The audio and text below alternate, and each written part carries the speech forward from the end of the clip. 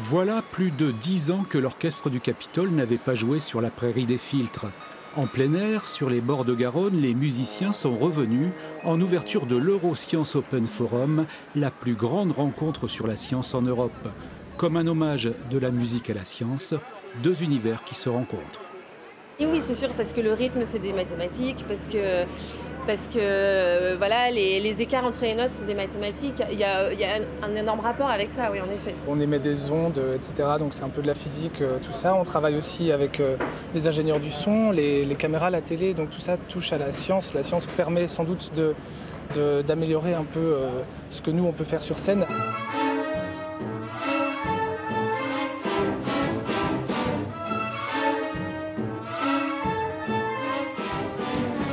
18 000 spectateurs sont venus écouter ce concert gratuit de l'orchestre dirigé par le jeune chef israélien Lahav Shani. Parmi eux, les congressistes scientifiques, ils savent qu'entre la musique et la science, c'est une vieille histoire. C'est une vieille histoire, hein. Comme on sait, ça déjà au moment de la Grèce antique, Pythagore, le mathématicien, le physicien Pythagore avait remarqué qu'il y avait un rapport entre l'harmonie des notes et les longueurs des objets qu'on frappait.